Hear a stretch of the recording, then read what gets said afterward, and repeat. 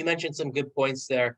Yeah, you do want to make sure that they still get a good deal, and that's, you want to be cautious of how much you're actually trying to renegotiate. And as you mentioned, if it's a killer deal and you're going to make a whole bunch of money the second you close on it, it might not be worth bringing those things up. But it depends, right? If it's the roof and it's going to cost you 40, $50,000 or more, then that's going to be a little hard for you to have to pull out of your pocket. And so renegotiating there could be important. Kind of expanding off of deal killers, we kind of move into making deals. And Mike talks about this all the time, which is, kind of shy away from, when you look at a property, having that question in your head, which is this a deal, yes or no, and kind of shifting that into what would make this a deal. And so I'm curious what you have to, or what you could share about some different things that you could look for to actually, this isn't a deal, but what would make this a deal? And have you ever come across a scenario where you've done this and it ended up working out? Maybe you just got creative with it.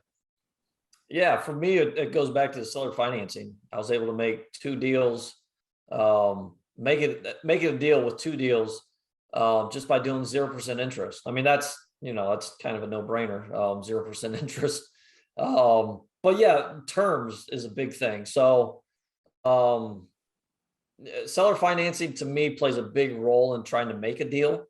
And that could be a lot of things. That could be interest rate, that could be amortization, a bunch of ways you can kind of work the numbers to make it, work in your favor.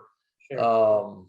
Yeah, as far as anything else, I would look at rental rates. I think most of us are pretty conservative as far as what we think rental rates will be.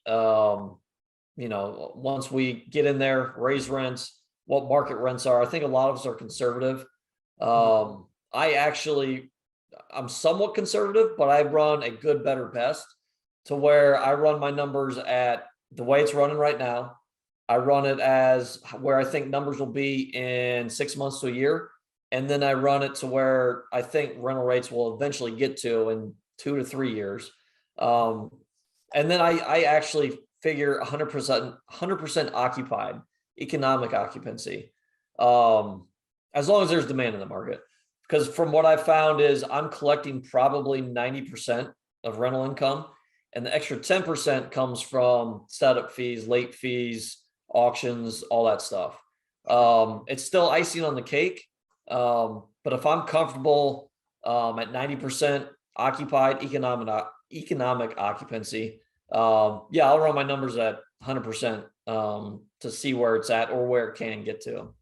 Yeah, sure. The other thing I wanted to touch on, well, a couple things. As far as price goes, I know there's investors out there who would look at a property and they figure out what it's worth and what the seller wants for it, and they know that based on what the seller wants, it's not a great deal. But one of the things that I know, John, you would probably say the same thing, is encourage people to do, which is, all right, it's not a deal based off of what the seller wants to sell it for, but what would make it a deal for you? What would you have to get it for it to be a deal? If the seller wants 700,000 for it, but for you, for it to be a deal, you need to get it for 500 or 550.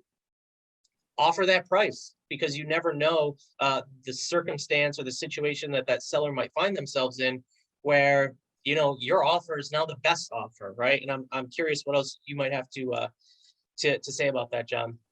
Yeah, and I'm gonna use your example, and I'm gonna throw my seller financing piece into it. Maybe they want 700, and you can only offer 550.